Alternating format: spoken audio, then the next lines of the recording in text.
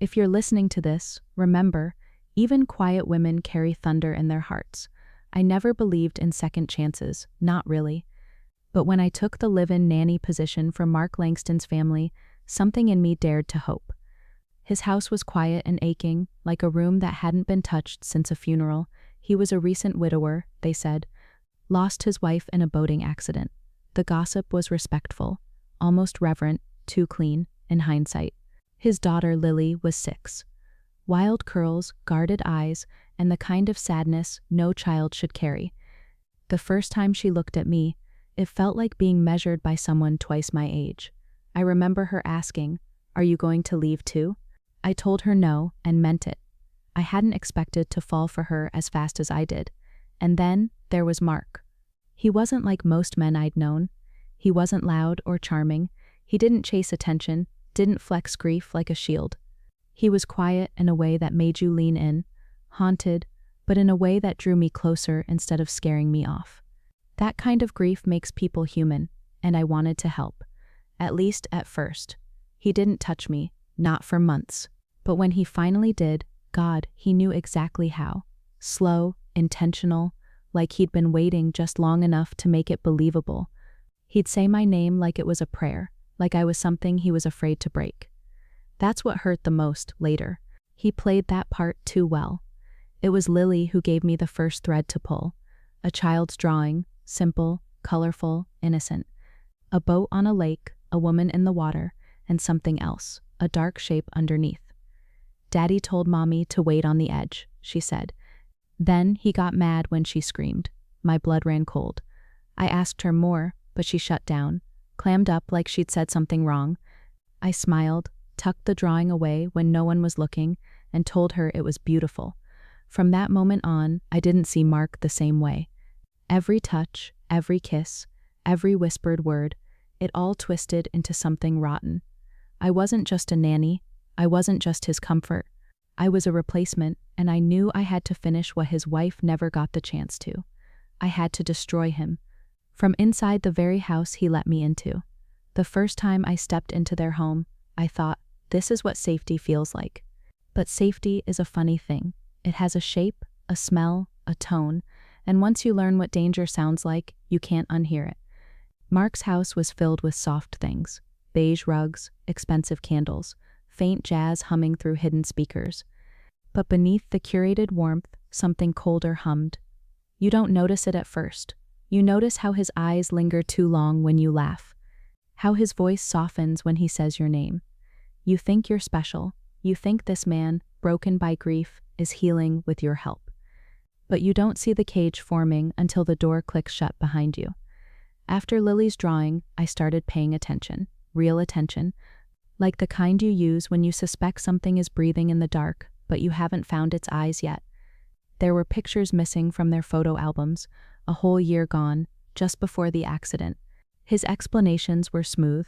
That was a rough time. She didn't want many pictures taken then, but Lily told me something else. Mommy cried a lot that year. Daddy yelled at her when I was asleep. I searched through the attic during one of his work trips. That's where I found a box she'd hidden.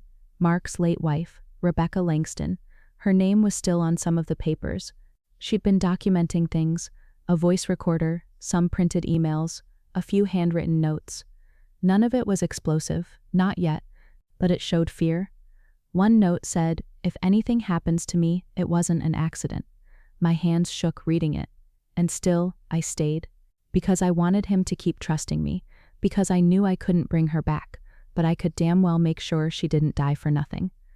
Mark came home that night, smelling like bourbon and secrets. I kissed him softly, smiled like nothing had changed, let him run his hands down my back as if I were his prize. He asked me if I was happy. I said, more than ever. And in that moment, I realized something chilling. To get justice for Rebecca, I was going to have to become everything Mark thought he wanted me to be. Until I could show him what it really meant to lose everything, just like she did, just like I almost did. People talk about grief like it's a clean wound, something that heals in stages, predictable, linear, but what I found in Mark's house wasn't grief. It was rot. And the more time I spent in it, the more I learned how to breathe through the stench. I started small. I asked questions with soft edges. What was Rebecca like? I'd say while folding Lily's laundry or slicing strawberries for her lunchbox. Mark would smile faintly, distracted. She was complicated. She had a lot of emotions. That was always his favorite phrase. A lot of emotions, like that excused everything. He never spoke of her with warmth, just detachment. Like he was describing a season that overstayed its welcome. I found her journal next. It was wedged behind old cleaning supplies, under the laundry room sink. I think she hid it there on purpose, knowing he'd never go near the bleach or detergent. The pages were warped from moisture, the ink in places smudged to ghost-like traces, but enough remained. I think he wants me gone. He won't say it, but I feel it in the silence. He watches me sleep now. I pretend not to notice. If I vanish, check the lake. It felt like she was whispering through the paper, begging someone, anyone, to believe her. My fingers trembled as I turned each page, and a strange kind of rage built in me. Not loud, not dramatic, but slow, burning, like a fuse moving toward something explosive. Lily began to ask more questions around this time, about her mom, about death. One night, after a bath, she said, "Daddy told me Mommy didn't listen, that's why she drowned." I dried her curls with a towel, trying to keep my hands steady. I asked, "Did he tell you what she didn't listen to?" She nodded, solemn. He said she was supposed to stay in the boat. That line haunted me. Supposed to stay in the boat. I started recording everything, every conversation, every slip of the tongue.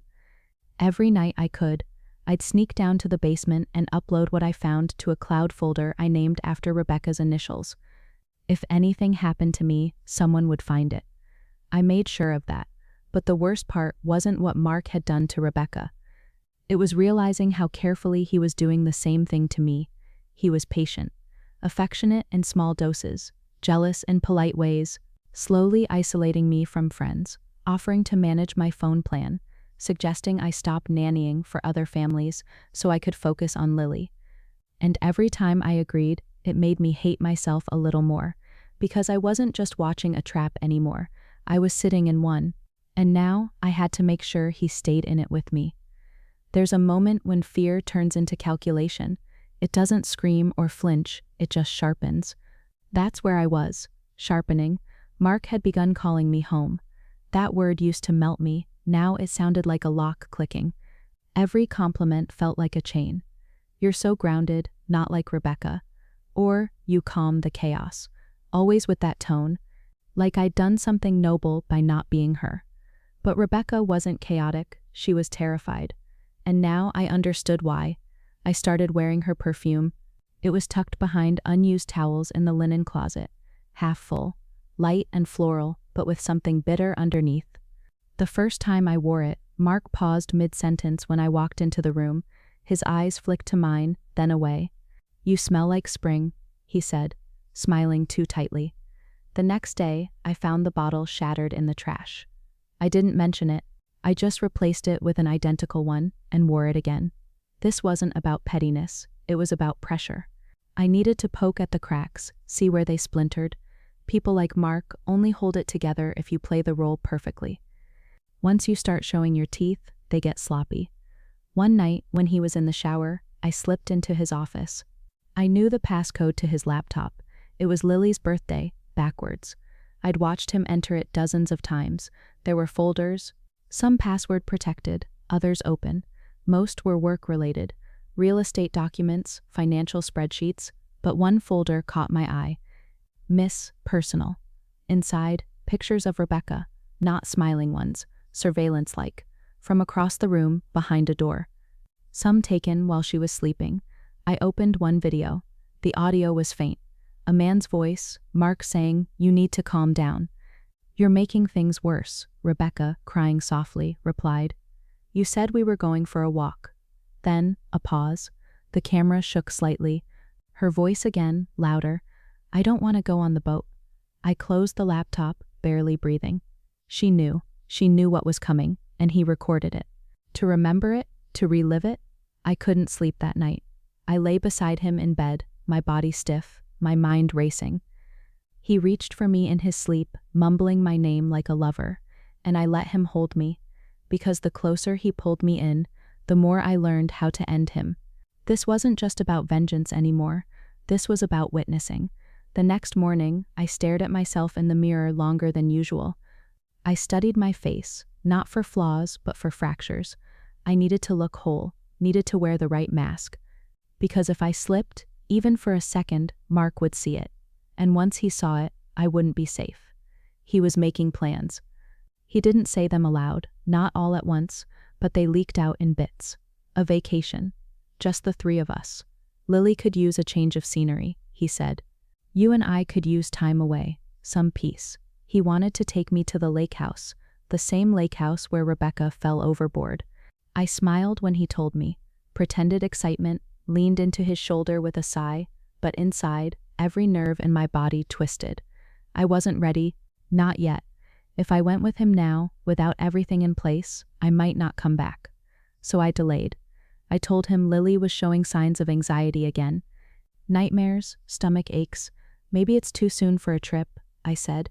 She needs routine, stability. He nodded, trusting me, kissing my forehead like I was his clever little caretaker. But the lake was coming. I could feel it. He was circling back to the pattern, trying to build the same story, and I'd have to let him for a while. I used the time to dig deeper. One afternoon, while he was at a meeting, I picked up Lily early from school and drove her to her grandmother's, Rebecca's mother, Martha. She and Mark weren't close, I'd heard. She blames me, he'd said once, can't accept what happened. She welcomed us cautiously, wrinkled eyes sharp with suspicion, until she saw Lily, then softened with something more like heartbreak than joy. Over tea, I asked questions. I told her I was worried, that things didn't feel right. I showed her a copy of one of Rebecca's journal entries, transcribed in my own hand. Martha didn't cry. She just nodded like she'd been waiting years for someone to finally believe what she already knew. He used to whisper in her ear at night, she said, voice brittle, gaslight her until she didn't know what was real, and then smile like nothing happened. She handed me something before I left, an old USB drive. Be careful, she said, her voice trembling. Rebecca gave this to me a week before she died. I never opened it. I didn't have the strength. I thanked her. I hugged her. And as I walked out with Lily holding my hand, I knew I had more than just stories now. I had evidence, maybe not enough to convict him in court, but enough to make him bleed in every way that counted. The lake could wait, because when we finally went there together, it wouldn't be for peace. It would be for justice. That night, while Mark watched TV downstairs, I sat on the edge of the bathtub with my laptop balanced on my knees. Headphones tight over my ears, my heart thudded against my ribs as I plugged in the USB drive Martha gave me. There were 6 files. 3 were video recordings, 2 were documents, the last was a voice memo. I started with the videos. The first opened with Rebecca in her kitchen. She was setting up her phone on a windowsill, trying to position it just right. Her face was pale, eyes swollen. She looked into the camera like she wasn't sure if she'd be alive when someone finally saw it. She whispered, "If you're watching this, something's happened to me." I had to pause the video and press my hand against my chest. Her voice was trembling but controlled. She wasn't delusional, she wasn't dramatic. She was terrified. She recounted things, patterns of emotional abuse, how he'd gaslighted her into thinking she was unstable, how he monitored her texts, her emails, her movements, how he'd isolated her from her friends. The lake house had been his idea, she said. He insisted on going, despite her fear of water. The second video was taken at the lake house. It was shaky, handheld, like she was hiding somewhere, maybe the bathroom or closet. Mark's voice could be heard faintly in the background, talking to someone on the phone. "She's wearing thin," he said, "not sure how much longer I can put up with this." A pause. Then, "I've got a plan." That was it. The third video was the worst. Security footage from the boat's dock camera, obviously downloaded illegally. Mark and Rebecca. She was visibly distressed, backing away from the edge. He moved closer, no sound, but his body language was unmistakable. She turned to walk away. He grabbed her arm. She fell. No. He shoved her. Subtle. Smooth. Like a push disguised as panic. She went over the edge. He stood still for 10 seconds before slowly walking to the edge, peering down. Then, looking around, calm, almost bored, I pressed pause. There was no denying it now. He didn't just let her die, he killed her. The voice memo was her last piece. She recorded it 2 nights before her death. A lullaby for Lily, soft and aching. Followed by her whispering, "I'm sorry I didn't leave sooner. I hope someone braver than me finds this." I sat on the bathroom floor for a long time, the laptop warm against my legs, tears streaking down my cheeks. I was that someone.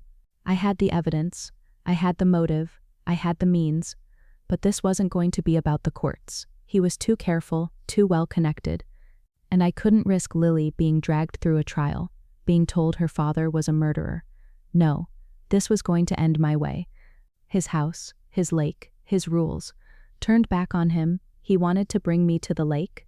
I was going to say yes, and he was never coming back. I told myself I could do this without becoming him. That line, urgent and fragile, ran under every careful step I took. Revenge, I decided, couldn't be just fury, it had to be precision. It had to be surgical. It had to look accidental. So I rehearsed the plan, in my head, until it fit like a glove. First, make him want the trip without suspicion. I fanned the idea gently. Lily could use water therapy. I suggested, citing a pediatric article I'd pretended to read. A small trip might help her nightmares. He agreed, eager to play rescuer. To show the world he was the good, grieving father, he packed like a man who already owned the narrative he wanted the neighbors to retell. Second, keep Lily safe and away from the confrontation. She would be with her grandmother for 2 nights. Martha was a fortress of grief and rage, and, crucially, unconditional belief. I arranged it under the guise of giving Mark space to reconnect with me. He was thrilled. Third, sow doubt. Men like Mark feed on certainty. I would feed him seeds of uncertainty, little things that made him check twice. That made his confidence wobble. A misplaced set of car keys, a text left open on a kitchen counter, a forgotten appointment.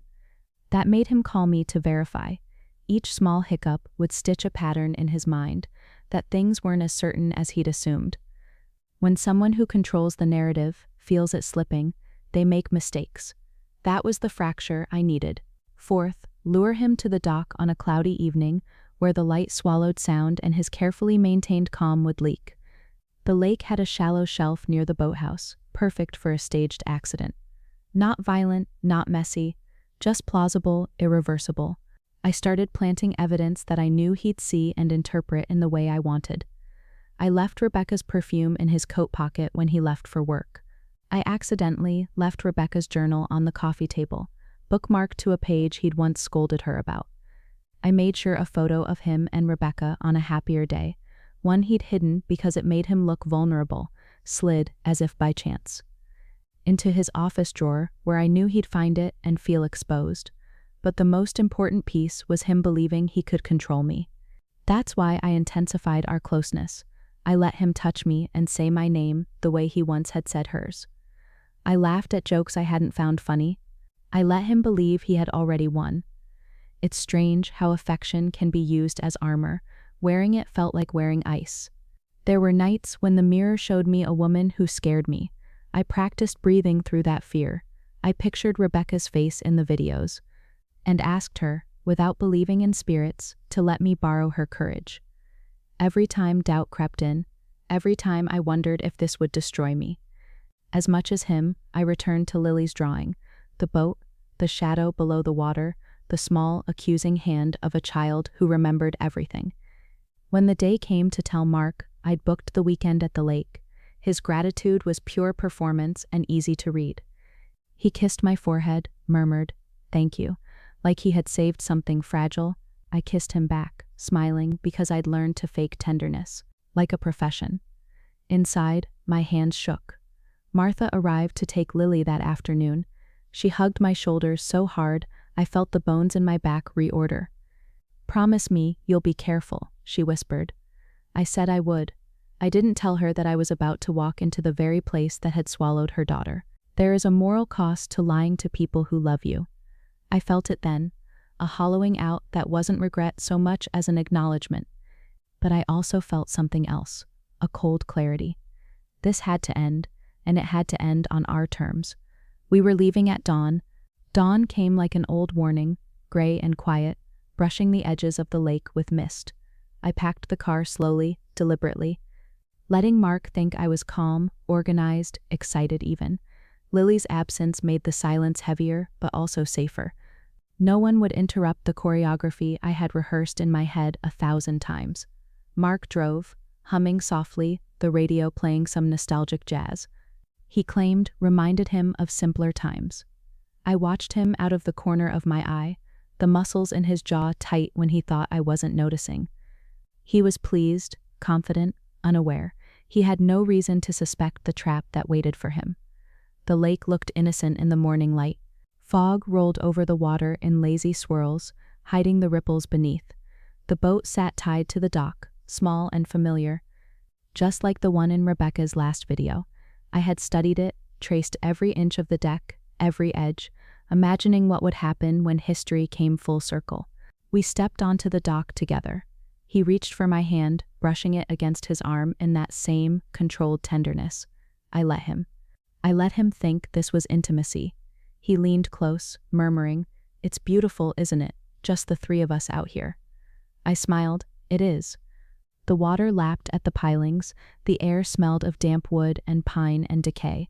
I had sprinkled just enough of Rebecca's perfume around the dock, that the scent caught his attention without him realizing why it made him uneasy.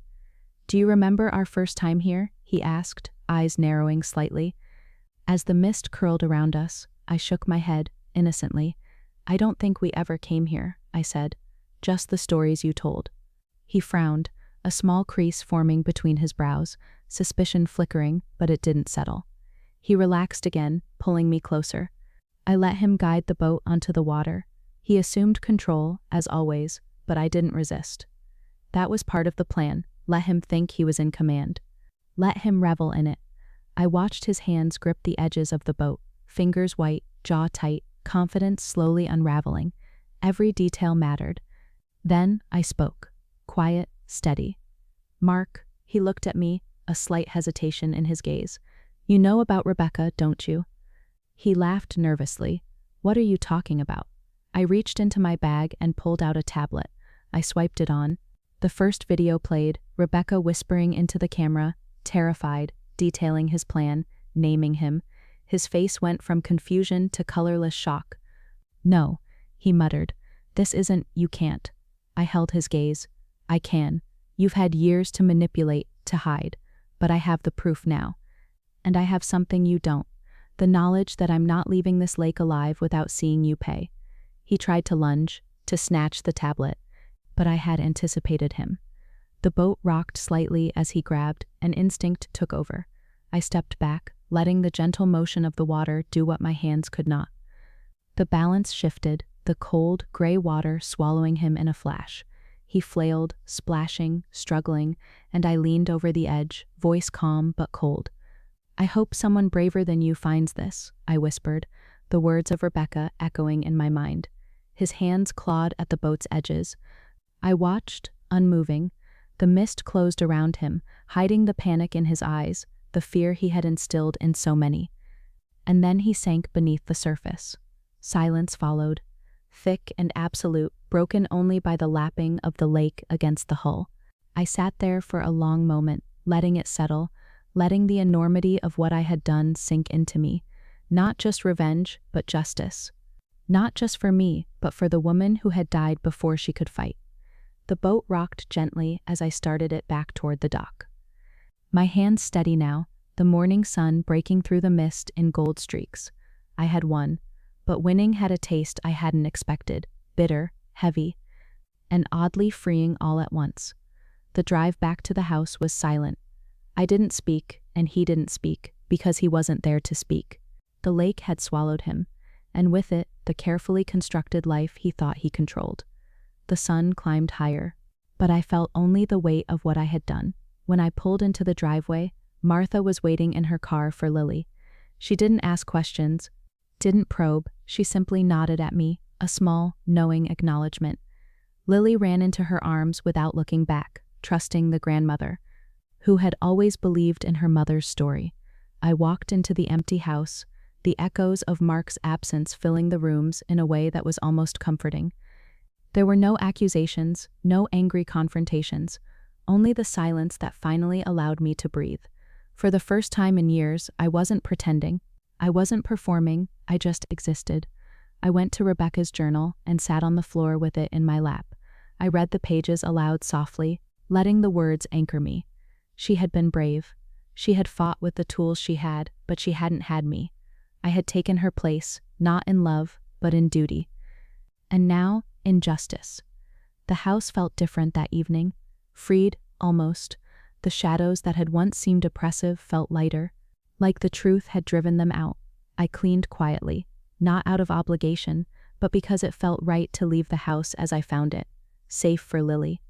Free from the man who had poisoned its walls with control and deceit.